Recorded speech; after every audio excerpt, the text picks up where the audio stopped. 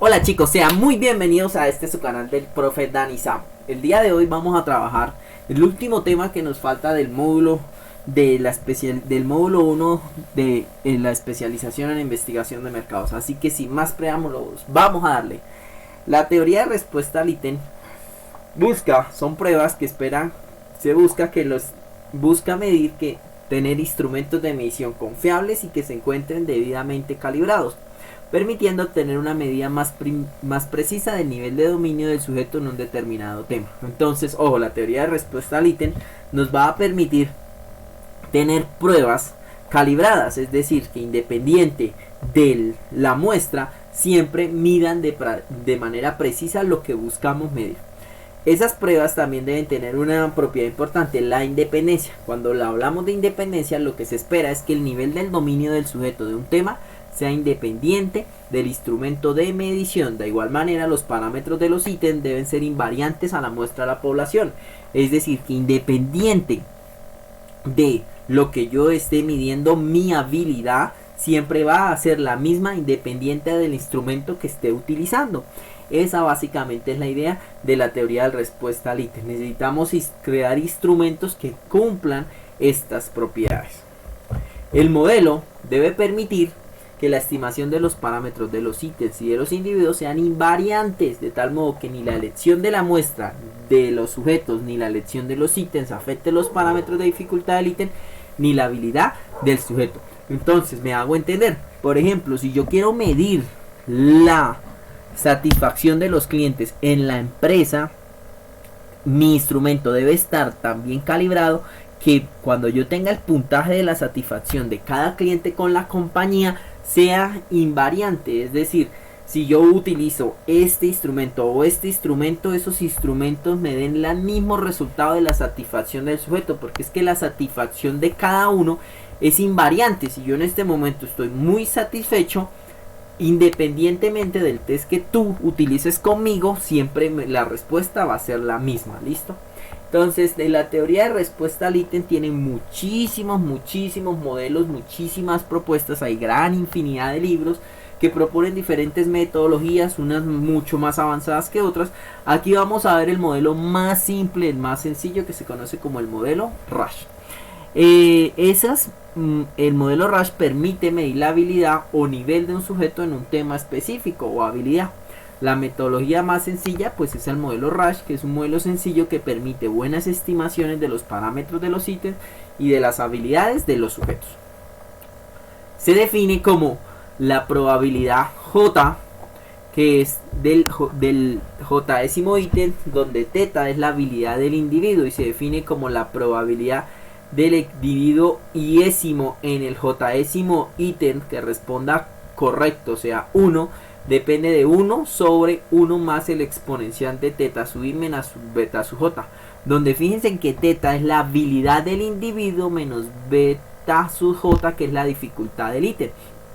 Entonces la probabilidad de que yo responda de manera correcta depende obviamente de mi habilidad, si yo soy muy hábil, y de beta, que sea la dificultad del ítem, porque yo puedo ser muy hábil, pero si me preguntas de física de partículas, obviamente no sé nada. Pero si le preguntas a Samu acerca de, puedo tener una buena habilidad, pero si pones un ítem muy sencillo, por ejemplo, si me preguntas, no sé, a ver, acerca de cómo sacar una media, pues obviamente mi probabilidad de respuesta va a ser muy alta. ¿Listo?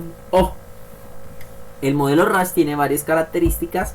1. Todos los ítems tienen que tener la misma capacidad de discriminar el bien individuo del mal individuo. El modelo Rush es ampliamente usado en la evaluación de habilidades no medibles. Listo, es muy utilizado, y el modelo Rush es conocido como modelo de teoría de respuesta al ítem de un parámetro. Hay modelos de teoría de respuesta al ítem muchísimos más avanzados para diferentes metodologías, pero pues aquí solo vamos a ver el modelo más simple. Entonces, ¿cómo construir el modelo Rush? Para la construcción del modelo se presenta la siguiente tabla, donde las filas son las personas evaluadas y las columnas son las preguntas del instrumento de medición. Los datos toman valores de 0 en caso de responder de manera incorrecta al ítem y 1 en caso de responder de manera correcta. Y esto es una distribución de Bernoulli. Una distribución de Bernoulli es una distribución de probabilidad donde solamente hay dos posibilidades, correcto o incorrecto, ¿listo? Entonces, como teta es la característica del individuo o la habilidad, beta sub j es la dificultad del ítem, y su y j es la respuesta observada del iésimo individuo para el j-ésimo ítem, donde vamos a tomar siempre valores de 0 y 1. La probabilidad de acertar el ítem la utilizamos utilizando un logaritmo natural, el logaritmo natural de responder correctamente sobre la probabilidad de responder incorrectamente, que depende de qué, pues de mi habilidad y de la dificultad del ítem, porque si yo soy muy hábil y me pones un ítem muy fácil, pues probablemente mi probabilidad de respuesta acertada va a ser más alta. Si yo soy poco hábil y el ítem es muy difícil, pues posiblemente mi probabilidad de no acierto va a ser muy alta.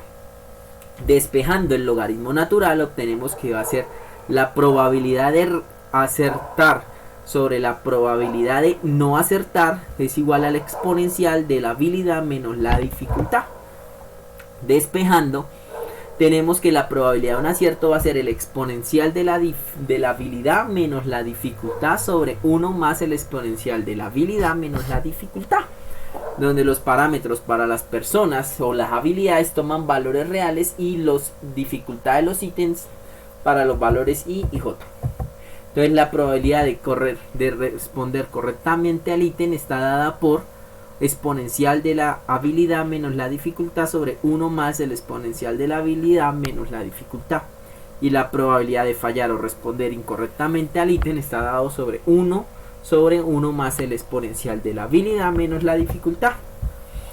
Obviamente, si mi habilidad es menor que la dificultad del ítem, ya me les había adelantado, entonces decimos que la probabilidad de responder correctamente al ítem va a ser menor de 0.5, porque el ítem es muy difícil para mi habilidad. Pero si yo tengo una habilidad mayor que la dificultad del ítem, volvemos al ejemplo, pregúntale a Samuel cómo sacar una media, algo así, algo muy fácil. La habilidad, pues la probabilidad de responder correctamente va a ser mayor a 0.5. Entonces, Rasch modela la probabilidad de responder correctamente al ítem, en la cual se estima la habilidad del sujeto y la dificultad de los ítems del instrumento de medición. Características. En el modelo de Rasch cumple que diferencias iguales en la puntuación representan diferencias iguales en el constructo. Por eso es que este modelo es utilizado, por ejemplo, en las pruebas Saber Pro y en las pruebas IFES, porque nos permite determinar que no solamente si Samuel y Carla Carla saca 10 puntos más en matemáticas que Samuel, no solo es que sacó 10 puntos más en 10 ítems, sino que además de eso tiene 10 puntos más de habilidad en matemáticas que Samuel, ¿listo? Ojo, las diferencias en puntuación representan diferencias en el constructo, súper importante, porque es que recuerda que nosotros necesitamos de tal manera que el modelo tenga en cuenta al medir mi habilidad independiente de los ítems, ¿ok? Por ejemplo, esto se puede ejemplificar de la siguiente manera. Se tienen dos alumnos, Juan y Pedro, cuya nota en una prueba fue de 20 y 40 en una escala de 0 a 100. Mientras que otros dos alumnos, Paola y Edwin, obtuvieron la misma prueba de 80 y 100 respectivamente. Entre cada par de alumnos la diferencia es de 20 puntos, por lo que la diferencia en sus habilidades en matemáticas, por ejemplo, también es de 20 puntos. O sea, por ejemplo acá Edwin es 100 puntos más hábil que Paola. Esa es la idea, ¿listo? Atención con los ítems y la construcción del modelo. Primero, la independencia de los ítems. Es fundamental la independencia de los ítems, dado que se asume que la probabilidad de respuesta a un ítem es independiente de los demás. Recuerda que sigue una distribución Bernoulli. Entonces, ¿acertó o no acierto? Entonces, no podemos construir ítems encadenados o que este depende del anterior. Entonces, tenga en cuenta la información anterior para... No, cada ítem debe ser independiente del anterior, ¿listo? Ahora, yo sí puedo, por ejemplo, que es muy común en las pruebas Saber Pro y en las pruebas IFES, que tenemos un párrafo y tenemos varias preguntas del mismo párrafo, pero ojo, las preguntas son independientes. No es que si respondió A en el punto anterior, entonces responda esta pregunta. No, de ese tipo de preguntas no pueden hacerse en este tipo de teoría, en estos modelos de teoría de respuesta al ítem, ¿listo?